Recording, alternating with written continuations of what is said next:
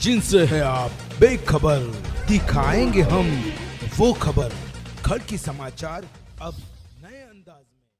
काही लाख कामगार, त्यामुळे काही क्षेत्रांमध्ये कामगार कमी पडतात। प्रामुख्याने कुठे कमी पडत आहेत? बांधकाम।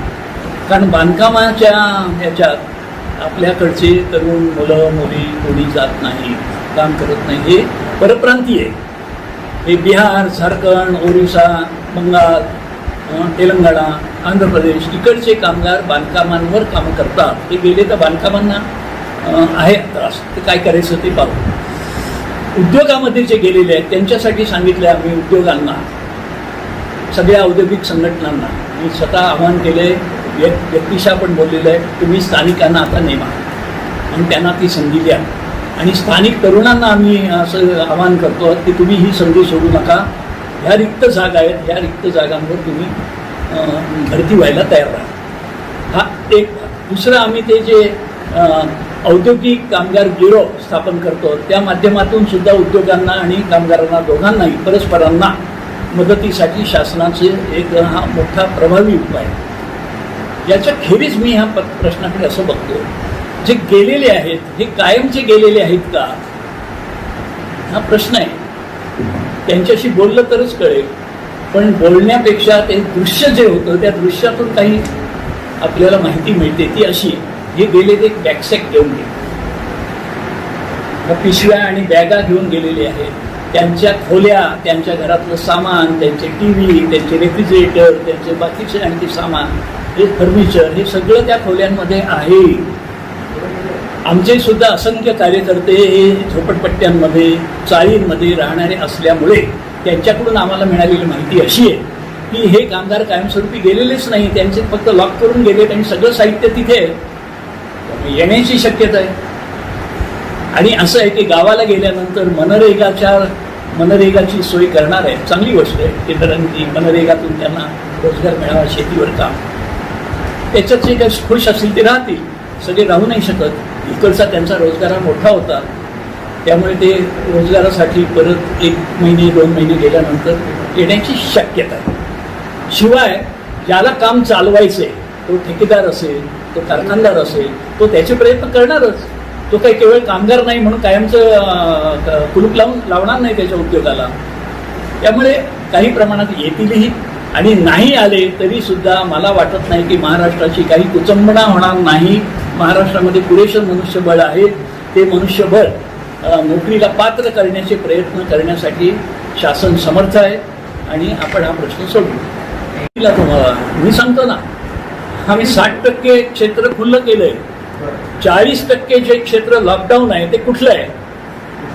मुंबई, पुणे, पिंपरी चिंचवड, ठाणे जिल्ह्यातल्या महापालिका 6, त्यानंतर ही संभाजीनगर, मालेगाव, नागपूर, अशा 13 महानगरपालिकांचं क्षेत्र हे लॉकडाऊनमध्ये आहे।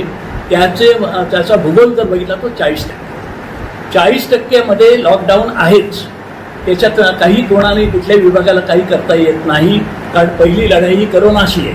करोना थांबला तर पुढे सगळा विकास आणि सगळं बाकीचं अर्थकारण, परंतु त्यामुळे तिकडे काही नाही करता। पण 60% भागामध्ये उद्योग सुरू झालेले आहेत, त्याच्यातल्या ज्या व्यापाराशी निगडीत संबंध आहे, त्याची मी मगाशी शोरूमचं उदाहरण दिलं, तशी प्रश्न आता हळूहळू जून महिन्यामध्ये पुष्कळसे सुटतील आणि हे चक्र सुरू होईल। आपण म्हणता त्याप्रमाणे परदेशातून ज्या आलेल्या मागण्या आहेत आणि ती पूर्ण होणार।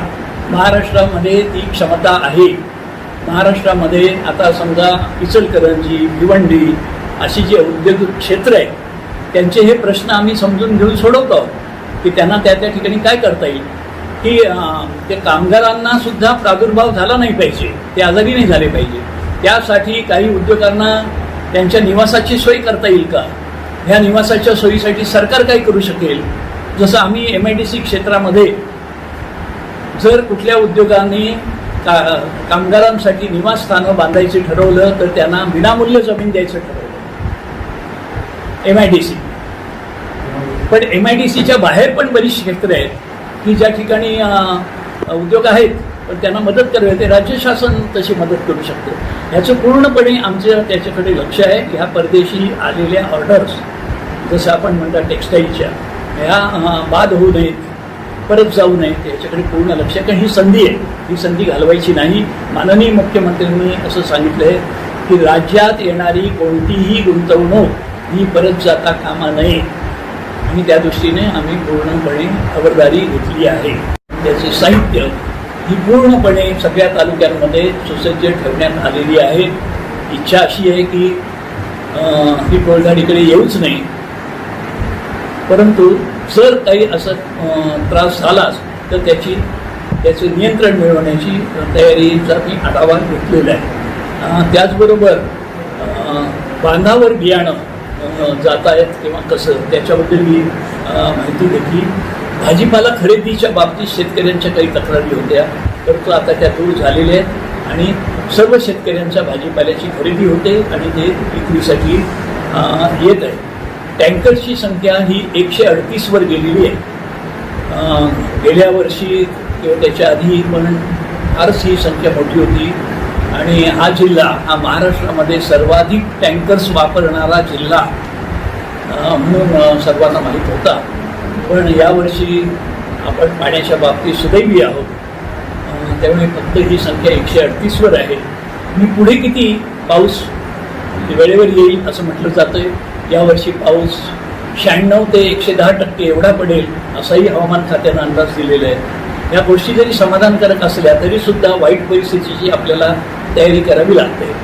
तर जास्तीत जास्त किती टँकर्स लागू शकतात, तर प्रशासनाचा सगळा अभ्यास केल्यानंतरचा अंदाज 175 टँकर्स 15 जूनपर्यंत ही संख्या जाण्याची शक्यता आहे. आणि मी मागच्या दौऱ्यामध्ये येऊन जिल्हाधिकाऱ्यांना हे जे अधिकार असतात टँकर मंजुरीचे, ते म्हटलं तुमच्याकडे ठेवू नका, ते तालुका पातळीवर ते अधिकार द्या, तालुक्यांनाच तिथल्या तिथे हे आले पाहिजे. तर त्यांनी त्याप्रमाणे त्या अधिकारांचं हे केलेलं आहे, म्हणजे हस्तांतरण केलेलं आहे, आणि तालुक्यांनाच हे निर्णय घेतले जातात कुठल्या गावाला टँकर पाहिजे, तिथल्या तिथे जिल्ह्यापर्यंत येण्याची गरज नाही. आणि त्यामध्ये ग्रामपंचायतींना विश्वासात घेऊन हे निर्णय घेतले जातात. तेव्हा अशा प्रकारचे जिल्ह्याचा आढावा घेतल्यानंतर युरियाचा पुरवठा व्हावा, बियाण्यांचा पुरवठा व्हावा यावर पूर्ण लक्ष आहे. कापूस खरेदीची केंद्र सुरू झालेली आहेत. थोडंसं मध्यंतरीच्या काळामध्ये वेग कमी होता, परंतु आता त्यांनी वेग पकडलेला आहे आणि आपला जूनपर्यंत हा कापूस सगळा त्याची खरेदी पूर्ण होईल. तूर, हरभरा, मका हे 8 जूनपर्यंत त्याची खरेदी पूर्ण होईल अशी मला प्रशासनाने सगळी माहिती दिलेली आहे. त्याचा मी वेळोवेळी मुंबईत असलो तरी तिकडून आढावा घेत असतो, आणि कुठल्या उद्योगांनाही परवानगी दिली आणि त्यांच्या प्रवासालाही परवानगी दिली.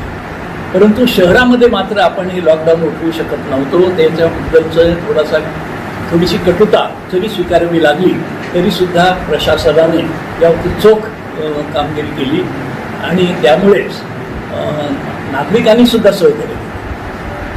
जरी काही जणांना त्यावेळेला नाराजी वाटली असली तरीसुद्धा अंतिमतः हे जनतेच्या हिताचं असल्यामुळे हे सुरू ठेवावं लागलं. त्याचे परिणाम असे झाले की आता हा संसर्ग आहे तो हळूहळू कमी होताना दिसतोय. आशा अशी आहे की तो हळूहळू आणखीच कमी होईल आणि त्याच्यातून आपण मुक्त होऊ अशा प्रकारची मला फार मोठी आशा वाटते, दिसते आहे. पण त्याचबरोबरीनं उपचारांकडे सुद्धा आपलं दुर्लक्ष नाही, आणि उपचारांसाठी जवळजवळ 2000, जसं आम्ही हे 250 बेडचं करतो अशा प्रकारे 2000 खाटांची सुविधा या शहरामध्ये सुसज्ज करण्यात आलेली आहे किंवा येत आहे. त्यामुळे पुरेशा संख्येने उद्या जरी गरज पडू नये, आणि आता जसा हा ओघ कमी झालेला दिसतोय त्यामुळे गरज पडणार नाही असंही दिसत असलं तरीसुद्धा जास्तीत जास्त खराब परिस्थिती असेल असं लक्षात घेऊन आपली सज्जता असली पाहिजे. ती सज्जता पुरेपूर ठेवण्यात आलेली आहे. आणि जे आपलं महाविद्यालय, वैद्यकीय महाविद्यालय आणि सिव्हिल हॉस्पिटल या ठिकाणी जास्त क्रिटिकल किंवा गंभीर स्वरूपाचे रुग्ण आहेत, त्यांच्यावर उपचार केले जातात. आम्ही त्यांच्या औषध पुरवठ्याचा आढावा घेतला, ऑक्सिजनच्या उपलब्धतेचा आढावा घेतला, तज्ज्ञ डॉक्टर, MD डॉक्टर्स उपलब्ध आहेत त्यांचा आढावा घेतला. तेव्हा ह्या सगळ्या बाबतीमध्ये सज्जता व्यवस्थित आहे, कुठेही चिंतेचं कारण नाही. काही जे औषधं आहेत त्यांचा आणखी त्यांची गरज पडणार आहे. त्या बाबतीत आम्ही राज्य शासन केंद्र शासन यांच्याशी बोलून तोही साठा वाढवून ठेवावा अशा प्रयत्नात आहोत. त्यामुळे कोणत्याही प्रकारचं आता फारसं चिंतेचं कारण नसलं तरीसुद्धा हा प्रादुर्भाव वाढू नये म्हणून नागरिकांनी ही खबरदारी जी आज घेतली ती सुरूच ठेवली पाहिजे. जे सामाजिक अंतर आहे ते कायम ठेवावं, मास्क लावणं किंवा हँड सॅनिटायझर वापरणं ह्या सगळ्या गोष्टी त्या करायलाच पाहिजे. आणि त्या जर चालू ठेवल्या तर मला खात्री आहे की आपलं शहर हे कोरोनामुक्त झाल्याशिवाय राहणार नाही. फक्त हा फार पुढचा काळ आहे. आताच्या काळामध्ये मात्र ही बंधनं आहे ती चालू ठेवलीच पाहिजे. मी काही सूचना दिल्यात प्रशासनाला आणि महापालिकेला. त्या सांगतो की फिवर कॅम्प्स किंवा ताप तपासणी केंद्र जी आहेत 21 ठिकाणी चालू, त्यांच्या बरोबरीनं फिवर कॅम्प्स घ्यावेत आणि ते ज्या ज्या प्रभागांमध्ये जास्त आपल्याला रुग्णांची किंवा संसर्ग होतो किंवा काही लक्षणं दिसतात किंवा लक्षणं नसताना टेस्ट घेतली तरी ती वाढलेली अशी दिसते, अशा म्युन्सिपल वॉर्ड्सच्या हद्दींमध्ये एक कॅम्प सुरू करावेत. फिवर कॅम्प्स किंवा ताप तपासणी केंद्र ही एक सोय त्याच्यामध्ये होईल. दुसरं आवाहन केलेलं आहे की रक्तदान हे कमी पडता कामा नये. जरी कोविडचं आणि रक्तदानाचं फारसंही नसलं तरीसुद्धा इतर आजारांसाठी हे रक्तदान फार महत्त्वाचं आहे. आणि रक्तदान होऊन जर आरोग्य ठीकठाक राहिलं तर एक असं लक्षात येतं आहे की ज्यांना इतर कुठले आजार आहेत, डायबिटीज, ब्लड प्रेशर, आणखी कोणते किडनीचे, हृदयाचे, त्यांना जर हा कोरोना झाला तर त्यांचे गांभीर्य वाढतं, त्यांची जोखीम वाढते. तेव्हा इतर आजार आणि कोरोना ह्याची युती होऊ नये, हे एकत्र येऊ नये, यासाठी इतर आजारांची सुद्धा तेवढीच दक्षता घ्यायची. आणि म्हणून खाजगी रुग्णालय, खाजगी डॉक्टर्स यांनी त्यांचं कामकाज सुरू करावं अशा प्रकारचे प्रयत्न करण्यात आले. आणि आता सर्व खाजगी डॉक्टर्सनी बऱ्यापैकी त्यांचं कामकाज सुरू केलेलं आहे आणि पुढे अधिक काम करण्याची हमी दिलेली आहे, आश्वासन दिलेलं आहे. त्यांनाच बरोबर घेऊन हे अशा प्रकारचे फिवर कॅम्पसुद्धा करता येतील. करत आहोत, त्याला भेट दिली आणि त्याच्या प्रगतीची पाहणी केली. एक वॉर्ड तर जवळजवळ पूर्णच झालेलं आहे आणि बाकीचे साहित्य सामग्री येत आहे. 250 खाटांचं हे रुग्णालय MIDC तर्फे सुसज्ज करून महानगरपालिकेला सुपूर्द केलं जाईल. आणि त्यासाठी इमारत जी मेल्ट्रॉन ही कंपनी मागेच बंद पडली आणि त्या इमारती ठिकाणच्या त्या रिक्त MIDCकडे सुपूर्द करण्यात आलेल्या, त्यापैकी ही एक इमारत. आणि त्यामुळे तिथे रुग्णालयाचा वापर करणं आम्हाला शक्य झालं. साधारणपणे 10 जूनच्या आसपास हे संपूर्णपणे तयार करून ह्या 250 पैकी अनेक खाटांवर ऑक्सिजनची सुद्धा सोय, जशी आरोग्य विभागाला गरज पडेल त्याप्रमाणे ही ऑक्सिजनच्या खाटांची संख्या ठरवून पुष्कळशा खाटांना ऑक्सिजन दिला जाईल. म्हणजे त्यापैकी 6 वॉर्ड आहेत, त्यापैकी काही वॉर्ड आणि बाकीचे ज्यांना ऑक्सिजनची गरज नाही त्या रुग्णांसाठी असतील. 10 जूनपर्यंत हे सगळं सुसज्ज करून महापालिकेकडे देण्याची आमची तयारी आहे. त्याचे तारीख दिवस हा महापालिकेशी चर्चा करून ठरवण्यात येईल. ही जशी करोनाच्या लढाईतली एक गोष्ट आहे, पण त्याचबरोबरीनं आमची अशी तयारी आहे किंवा इच्छा आहे की हे संभाजीनगर एवढं मोठं शहर आणि आता अशा प्रकारच्या विषाणूचा प्रादुर्भाव इथे मोठ्या प्रमाणात झाला तर विषाणूंच्यावर काम करणारं अशा प्रकारचं स्वतंत्र रुग्णालय किंवा संसर्गजन्य आजारांसाठी, असं म्हटलं जास्त बरोबर होईल, संसर्गजन्य आजारांचं एक विशेष रुग्णालय इकडे असलं पाहिजे, जे अजून नाही. किंबहुना मराठवाड्यातच नाही, मुंबईमध्ये कस्तुरबा रुग्णालय हे पूर्णपणे संसर्गजन्य रोगांसाठी आहे. पुण्याचं नायडू रुग्णालय आहे, नागपूरमध्येही आहेत, असे आहेत. परंतु या मराठवाड्याच्या राजधानीच्या या शहरामध्ये असं संसर्गजन्य रोगांचं रुग्णालय स्वतंत्रपणे असलं पाहिजे हे लक्षात घेऊन करोनाचे ही जी काही रुग्णांची गरज आहे ती आता पूर्ण झाल्यानंतर पुढे भविष्यामध्ये ही मेट्रॉनच्या कंपनीतलं आम्ही सुसज्ज केलेलं रुग्णालय ती जागा ही अशा प्रकारच्या संसर्गजन्य रुग्णालयासाठी राज्य शासनाच्या आरोग्य विभागाकडे आम्ही सुपूर्द करण्याच्या विचारात आहोत. आणि ते तिथे जर स्थापन झालं तर ह्या परिसराची एक मोठी गरज कायमस्वरूपी दूर होईल. कोरोना तर आज आले उद्या जाईल, परंतु कायमस्वरूपाची एक जी उणीव आहे ती सुद्धा याच्यातून दूर होईल. ह्या रुग्णालयाच्या भेटीनंतर आम्ही मराठवाडा विद्यापीठामध्ये गेलो आणि त्या ठिकाणी जी एक प्रगती काय ती बघितली आणि ती जवळजवळ पूर्ण होत आलेली आहे.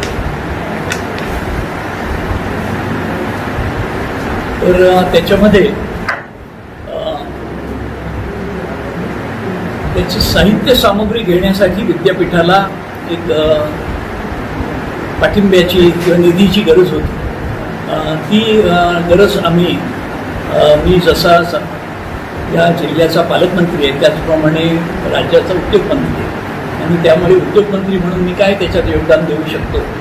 त्यांची गरज होती 1,23,00,000 रुपयांची, एवढी साधन सामग्रीची गरज होती. तर आम्ही जे आमची शेंद्राला ऑरिक सिटी आहे त्याची एक कंपनी आहे, औरंगाबाद इंडस्ट्रियल टाउनशिप लिमिटेड, ह्या कंपनीच्या CSR फंडातून ही तरतूद आम्ही करून दिलेली आहे आणि त्यामुळे या प्रयोगशाळेची विद्यापीठाची गरज पूर्ण झालेली आहे. त्यातले काही साहित्य सामग्री आलेली आहे, काही येण्याच्या मार्गावर आहे आणि साधारण 7 जूनपर्यंत ही प्रयोगशाळा ही कार्यरत होईल आणि जेवढं काही हे करता येईल तेवढं केलेलं आहे. आणि मला असं सांगायला नमूद करताना केलं पाहिजे इथे की या भागामध्ये आपण तर बऱ्यापैकी या चक्राला चालना देतो आणि त्यामुळे बऱ्या चांगला क्रमांकसुद्धा चांगला येतो. तो मी नेमका सांगतो तुम्हाला. पण आपण सगळ्या ग्रामीण भागातले उद्योग सुरू केले, त्यांच्या वाहतुकीची व्यवस्था केली, कंटेनमेंट झोन सोडून इतरत्र शहरातले काही लोक जर त्यांना हवे असले तर त्यांच्या पासेसची व्यवस्था केली. काही जणांना बसनी कर्मचारी आणणं जाणं शक्य नव्हतं, त्यांनी विनंती केली, त्यामुळे दुचाकी गाड्या मोटरसायकल्सवर कामगारांना जाण्याची परवानगी दिली. अशा सर्व तऱ्हेच्या हे दिलेले आहेत आणि त्यामुळे राज्यापुरतं सांगायचं म्हटलं तर आम्ही 52,000 एवढ्या कारखान्यांनी उत्पादन सुरू केलं. 52,876 29 तारखेपर्यंत म्हणजे कालपर्यंत 52,876 उद्योग सुरू झाले आणि त्यामध्ये 13,55,000 एवढ्या संख्येने कामगार रुजू झालेले आहेत. कामावर परत आलेले कामगारांची संख्या आहे 13,55,000. त्यामुळे हे फारच वेगाने उद्योगचक्र आता मूळ पदावर येत आहे. अडचणी नाहीत का? अडचणी आहेत. काही कामगार वर्ग निघून गेलेले आहेत, त्यांना ते चालू करणं कठीण आहे. ते कामगारांची व्यवस्था करतायत, पर्यायी व्यवस्था करतायत. दुसरं असं की त्यांचा कच्चा माल रेड झोनमधून येतो, म्हणजे पुण्यासारख्या ठिकाणाहून, मुंबईसारख्या ठिकाणाहून कच्चा माल येत असेल तिथे तर लॉकडाऊन आहे, तर कच्चा माल मिळत नाही, ही अडचण आहे. काहींचा तयार झालेला माल विक्रीला पाठवण्याचा जो भाग आहे तो रेड झोनमध्ये येतो. उदाहरणार्थ आम्ही मोटार कारखान्यांचे जे उत्पादक आहेत त्यांना परवानगी दिली, इकडची पण, या जिल्ह्यातले पण, पुणे जिल्ह्यातले, चाकण, रांजणगाव असे. परंतु त्या मोटारी विकणाऱ्या ज्या शोरूम असतात त्या शहरांमध्ये आणि लॉकडाऊनमुळे त्या तर बंद आहेत, त्यामुळे विक्री होत नाही, तर माल उत्पादन करण्याच्या बाबतीत त्यांच्यासमोर प्रश्न येतो. त्यामुळे ह्या अडचणी आहेतच. हे काय सगळं काही सुरळीत झालेलंच नाही. आपण प्रयत्न करतो आहोत की हे मूळ पदावर यावं, ह्यासाठी ही पावलं उचलली जातात. त्यामुळे ह्या अडचणी हळूहळू दूर होऊन जेव्हा पुढच्या जून महिन्यामध्ये लॉकडाऊन शिथिल केलं जाईल रेड झोनमधलं, तेव्हा तिकडचे काही दुकानं उघडतील, शोरूम उघडतील, ते विक्री चालू होईल. विक्री चालू झाली की उत्पादक जे आहेत त्यांना अधिक प्रोडक्शन काढावं लागेल आणि मग जास्त कामगारी घ्यावे लागतील. असं हे चक्र हळूहळू वाढत जाणार. आज का आम्ही सगळे प्रश्न सोडवून टाकले का? तर नाही, आम्ही सोडवण्याचे प्रयत्न केले आणि हे प्रयत्न जोरदारपणानं चालू आहे. जसं मी सांगितलं मागच्या वेळेला की आम्ही कामगार ब्युरो करतो. आता त्याचं आम्ही पोर्टल बनवायला सांगितलं आहे, वेब पोर्टल. हे जे IT मधली एक हे आमचं जे माहिती तंत्रज्ञान विभाग आहे महाराष्ट्राचा, त्यांनी एका कंपनीला ते काम दिलेलं आहे आणि ते वेब पोर्टल आता काही दिवसात येईल. ते आम्ही आता सुरू करू. त्याची नोंदणी होईल बेरोजगारांची, त्यांची वर्गवारी होईल, अकुशल, अर्धकुशल, कुशल, आणि ते उद्योगांना पुरवले जातात. त्याचबरोबरीनं जे अकुशल आहेत त्यांना कुशल करण्यासाठी कौशल्य विकास विभाग काही कोर्सेस, अभ्यासक्रम चालवणार आहे. अशी आमची सगळ्या बाजूनी तयारी. आम्ही राज्यातल्या लघुउद्योगांसाठी काही सवलती दिल्या आहेत, काही सवलती आता आम्ही जाहीर करण्याच्या तयारीत आहोत. ते मंत्रिमंडळाच्या मान्यतेनंतर त्या सवलती दिल्या जातील. तेव्हा अशा प्रकारची सगळी तयारी आहे. पण आपण म्हणतो ते बरोबर आहे की अडचणी आहेत, त्या आज आहेत, पण उद्या नसते. निश्चितच सर्व प्रकारच्या उद्योगांच्या अडचणी या लक्षात घेऊन त्या सोडवायचा प्रयत्न. त्यांचे विजेच्या दराबद्दलचे प्रश्न आहेत, त्यांना जे कामगारांना 1 महिना 2 महिने बसून पगार द्यावा लागला त्याच्याबद्दलचे प्रश्न आहेत. त्यांना खेळतं भांडवल लागणार आहे तो प्रश्न आहे. त्यांना पुढे काही व्यापार वृद्धीसाठी काही मदत लागणार आहे. असे असंख्य प्रश्न आहेत. जेवढे कारखाने तेवढे प्रश्न आहेत असं म्हटलं तर चालेल. ते ह्या सगळ्याचा गोषवारा तयार करून त्याचा आढावा घेऊन निम्या संघटना आहेत उद्योगांच्या, मी स्वतः त्यांच्याशी बोललो. मी गेल्या महिन्याभरामध्ये असंख्य वेबिनार घेतले आणि झूम मीटिंग्स, आणि ह्या सगळ्यांशी बोलून त्यांच्या सूचना हे आम्ही रेकॉर्ड केलेल्या आहेत आणि त्या सगळ्या लक्षात घेऊन आत्ता जे मंत्रिमंडळाकडे आम्ही प्रस्ताव देतो आहोत त्याच्यामध्ये ह्या सगळ्याचा समावेश आहे. मंत्रिमंडळ ज्याला ज्याला मंजुरी देईल त्याप्रमाणे लघुउद्योग, मध्यम उद्योग यांच्यासाठी काही चांगल्या सोयी, सुविधा, सवलती आम्ही देणार.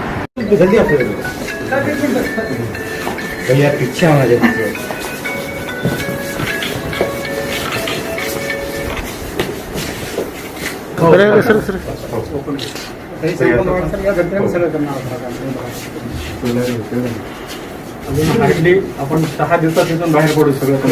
हा सर, रिप्रेझेंटेटिव्ह टिपिकल वर्ड काढून पॉलिशिंग करून जर क्लीन असतं कधी काही त्याच्यावर पडलं पुसता येतं. असे मधली अंतर एक्सपर्टनी सांगितल्याप्रमाणे distance between 2 beds is 6 feet. Firoz भाई, now the full configuration. Firoz भाई, who are there in this ward, they will be monitored for their There is a facility. Yes, sir. We have segregated into 2 oxygen beds. Everything will be there. मला दिसत नाही. हा तेच प्रत्येकाच्या म्हणजे bed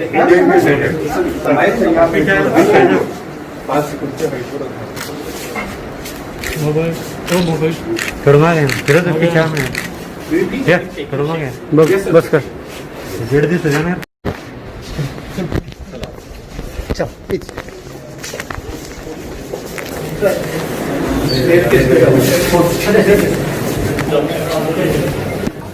किंवा मग व्हीलचेअर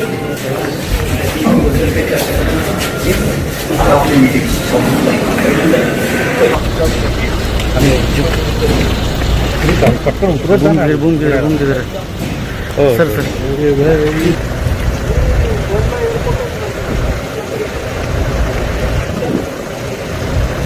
सगळ्या सोबत आहे तुझे फक्त सगळ्या